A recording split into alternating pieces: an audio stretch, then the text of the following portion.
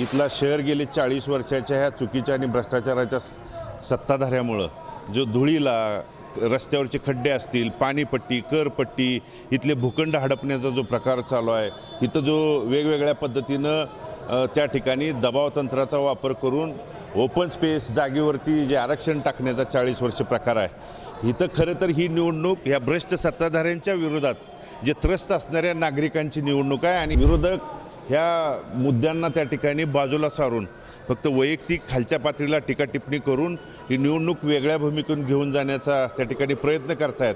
पंढरपूर मंगळवेढा विधानसभा मतदारसंघ आणि या दोन तालुक्यातील राजकारण ज्यांच्या नावानं फिरते ते लोकप्रिय आमदार स्वर्गीय भारतनाना भालके यांचे या मतदारसंघातील दोन तालुक्यात प्रचंड जनसमुदाय होता, जनसंपर्क होता.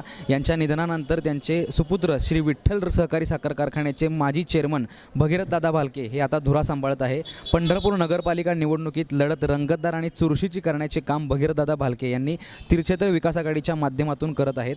पंढरपुरातील 18 वार्डात आणि जनतेला भावणारा उमेदवार देण्याचा प्रयत्न भगीरथ भालके यांनी केला, तर त्यांच्या पत्नी डॉक्टर प्रणिताताई भालके या नगराध्यक्षपदासाठी जनतेतून त्यांचे नाव पुढे आले. आज आपल्यासोबत तीर्थक्षेत्र विकास आघाडीचे भगीरथदादा भालके आहेत. दादा नमस्कार. नमस्कार. निवडणुका म्हटलं तर भालके विरुद्ध परिचारक अशी लढत समोर येते. काय या लढतीचं कारण आहे? निवडणूक नगरपालिकेच्या निवडणुकीच्या निमित्तानं मुळात हे तुम्ही जी निवडणूक म्हणला हे भालके आणि परिचारक त्यांनी त्या ठिकाणी सुरुवात केली, पण आमचा हा मुद्दा इथल्या गोरगरिबांच्यावरती होणारा अन्याय अत्याचार, मग ती इथला शहर गेले 40 वर्षाच्या ह्या चुकीच्या आणि भ्रष्टाचाराच्या सत्ताधाऱ्यामुळं जो धुळीला रस्त्यावरचे खड्डे असतील, पाणीपट्टी, करपट्टी, इथले भूखंड हडपण्याचा जो प्रकार चालू आहे, इथं जो वेगवेगळ्या पद्धतीनं त्या ठिकाणी दबाव तंत्राचा वापर करून ओपन स्पेस जागेवरती जे आरक्षण टाकण्याचा 40 वर्ष प्रकार आहे, इथं खरं तर ही निवडणूक ह्या भ्रष्ट सत्ताधाऱ्यांच्या विरोधात जे त्रस्त असणाऱ्या नागरिकांची निवडणूक आहे आणि ह्या त्रस्त असणाऱ्या सर्वसामान्य मायबाप नागरिकांच्या प्रतिनिधी म्हणून प्रणिता भालके या ठिकाणी या निवडणूक लढवत आहेत आणि त्यांच्यातून आलेली ही उमेदवारी आहे. मात्र विरोधक ह्या मुद्द्यांना त्या ठिकाणी बाजूला सारून फक्त वैयक्तिक खालच्या पातळीला टीका टिप्पणी करून ही निवडणूक वेगळ्या भूमिकेतून घेऊन जाण्याचा त्या ठिकाणी प्रयत्न करतायत. पण इथले लोक सुज्ञ आहेत. गेल्या 40 वर्षात जी झालेली पिळवणूक आहे त्या पिळवणुकीला उद्याच्या 2 तारखेला त्या ठिकाणी उत्तर देतील. या निवडणुकीला तुम्ही मतदारांसमोर कोणते विकासाचे मुद्दे घेऊन समोर जा? मुळात विकासाचे मुद्दे म्हणजे धूळमुक्त पंढरपूर, ज्या आज ब्रह्मांड नायक पांडुरंगाच्या चरणी नतमस्तक होण्यासाठी देशभरातून नागरिक त्या ठिकाणी येतात, बाहेरच्या देशातून देखील नागरिक येत आहेत आणि मग इथल्या स्थानिक नागरिकांना देखील आज धुळीमुळे इतकं त्रस्त आहे. आजारांचं प्रमाण त्या ठिकाणी मोठ्या प्रमाणात आहे. मैला मिश्रित त्याचबरोबर विष्ठा मिश्रित पिण्याचं पाणी त्या ठिकाणी दिलं जातं आहे.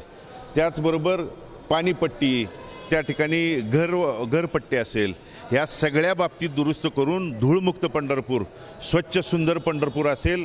मैला मिश्रित पाणी जे पाप तुम्ही त्या ठिकाणी करताय ते हे पूर्ण पाप त्यांचं बंद करून स्वच्छ आणि पिण्याचं पाणी त्या ठिकाणी उपलब्ध करून देण्यासाठीचा आमचा हा अजेंडा आहे.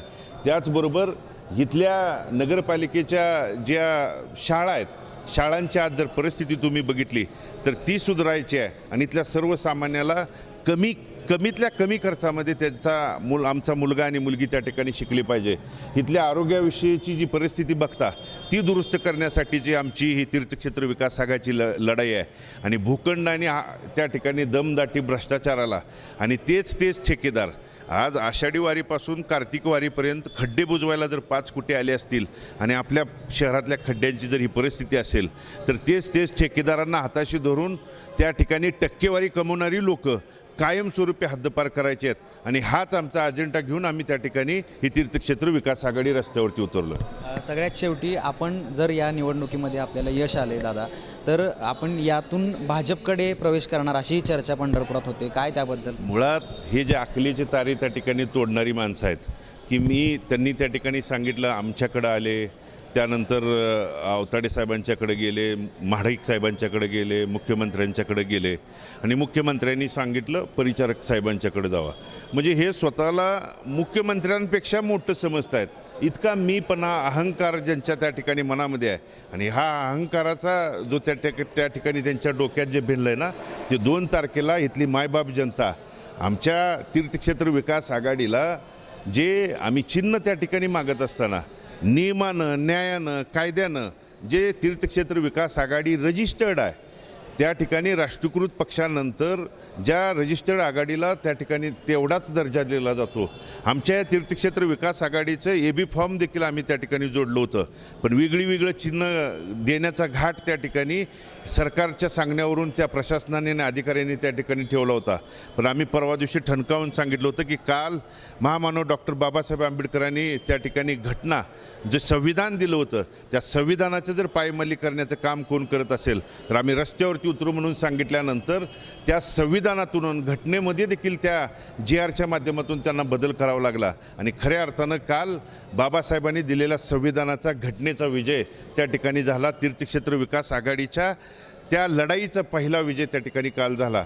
अर्धी लढाई चिन्हाची आम्ही काल जिंकलेली आहे आणि आमच्या तीर्थक्षेत्र विकास आघाडीला जे रिक्षा चिन्ह आहे आज ते चिन्ह उद्याच्या 2 तारखेला त्या चिन्हासमोरचं बटन दाबून आपल्या माध्यमातून मी इथल्या सर्वसामान्य त्या ठिकाणी बहुजन समाजाला मी आव्हान आणि विनंती करतो की आपण पुढची 5 वर्ष हे चुकीचे लोक भ्रष्ट कारभार त्या ठिकाणी जे आपल्या पांडुरंगाच्या नावाखाली कोट्यवधी रुपयाचा निधी पांडुरंगाच्या नावाखाली येतो म्हणून त्यांनीच त्यांच्या भाषणामध्ये सांगितलं आणि मग देवाच्या नावाखाली तुम्ही जर भ्रष्टाचार करत असताल तर ही चुकीची माणसं बदलल्याशिवाय इथलं त्या ठिकाणी बदल दिसणार नाही आणि तो बदल करावा ही विनंती मी आपल्या माध्यमातून त्या ठिकाणी करतो. तर हे ते भगीरथ दादा भालके तीर्थक्षेत्र विकास आघाडीचे. आपण बघितलं तर शहरातील अनेक मुद्द्यांवर यांनी आवाज उठवलेला पाहायला मिळतोय. दत्तात्रय देशमुख, story.com, पंढरपूर.